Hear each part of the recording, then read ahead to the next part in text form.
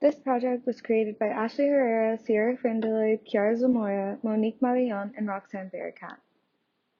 Native American boarding schools. Kill the Indian, save the man. This phrase was famously known and said by Richard Henry Pratt, who was a long-standing founder and superintendent of the Native American boarding schools. Introducing Indian boarding schools to the U.S. Native American boarding schools, also known as Indian boarding schools, were established by the U.S. government in the late 19th century. The purpose was to assimilate indigenous youth into mainstream American culture through education. This era was part of the United States' overall attempt to kill, annihilate, or assimilate indigenous people and eradicate indigenous culture. The U.S. Congress passes the Civilization Fund Act in 1819. Indian children began to be forcibly abducted by government agents sent to schools hundreds of miles away, beaten, starved, or otherwise abused when they spoke their native languages. The purpose of these schools were to eliminate visible signs of tribal life.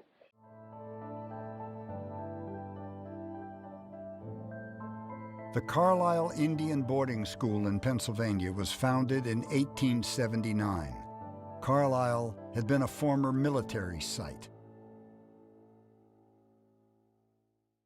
Indigenous boys were forced to cut their long hair and wear standard uniform. All students were given white names and surnames for the inheritance of property.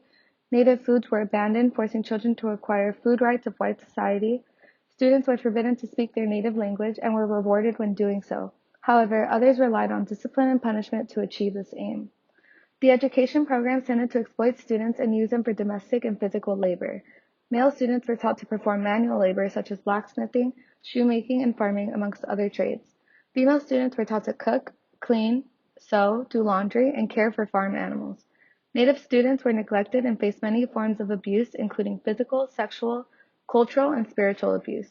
They were beaten, coerced into performing heavy labor. Their daily regimen consisted of several hours of marching, and their recreational time consisted of watching disturbing movies such as Cowboys and Indians. Students were forced to convert to Christianity and celebrate American holidays such as Columbus Day. Health and safety were inaccessible. Indian boarding schools had notoriously poor living conditions. Children were malnourished, dormitories were overcrowded and poorly built. Inadequate sanitation encouraged the spread of deadly infections, particularly tuberculosis and the eye disease, trachoma. Due to these conditions, Native students would become ill and die at these boarding schools often. In 1899, a measles epidemic spread through the Phoenix Indian School, experiencing rates as high as 325 cases of measles, in addition to 60 cases of pneumonia and 9 student deaths within 10 days. Parents were rarely informed of their children's deaths. Some parents would learn of their child's death after they were buried in school cemeteries. Some students were buried in unmarked graves. Those that survived these inhumane conditions were scarred from the traumatic experiences for the remainder of their lives. These students experienced different types of trauma. They were consistently being sexually assaulted, they endured physical and emotional abuse. When they were caught speaking their tribal language, they would get severely beaten or other punishments such as diet restrictions or privilege restrictions.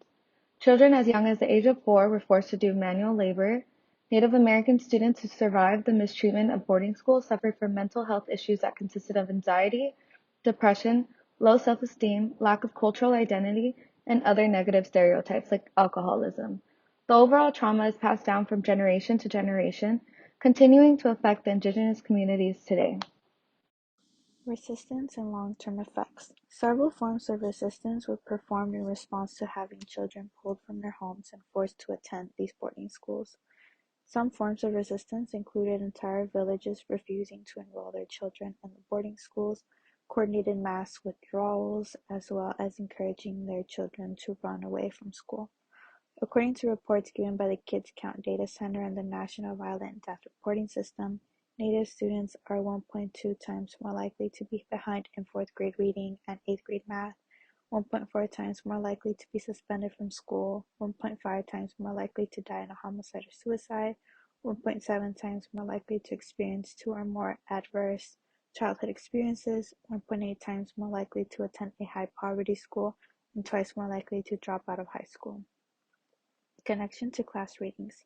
Regarding Focal, underage individuals within the boarding schools endured his ideology of the condemned body. If there was resistance to the liberation of Native American society, the students were physically morphed and or tortured. Schools used in place of prisons.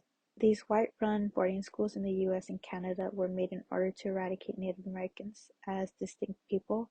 Upon their arrival, these schools, they were given Anglo-American names. They were bathed in kerosene to get rid of any infections, but actually peeled their skin, given military-looking clothes in trade for their traditional clothing, and their hair was cut off, shaved for boys, bob for girls. Even though the Native American people were in two different places, they had endured very similar hardships, and some were prohibition of the Native American languages and religions, strict regimentation, brutal punishments, physical care that had ranged from either fair to genocidal poor, and even shared stolen food to somewhat help ease their hunger and turning them into Americans.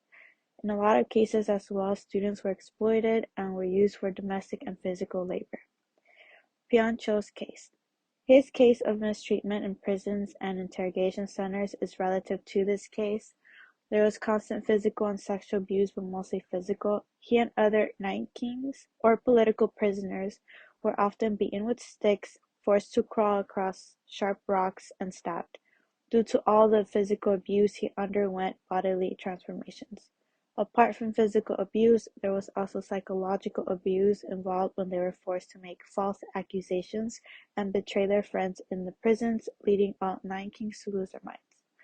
Considering that the Indian boarding schools is a metaphorical term for prison, they experienced the same maltreatment as Pyun Cho in prison.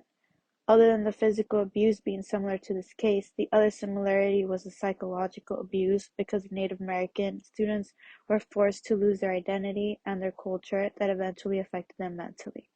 In the case of Pyun Cho, the Burmese government can be looked at as the white settlers who overused their ability of control and power to keep their authority over the population. Connection to movie. The 2023 film Unspoken: America's Native American Boarding Schools, the actions of ethnic cleansing and assimilation are depicted within the documentary-style film. Individuals connected to the previous and present Native American schools express how and why the extraction and forcefulness has affected their entire familial and personal well-being.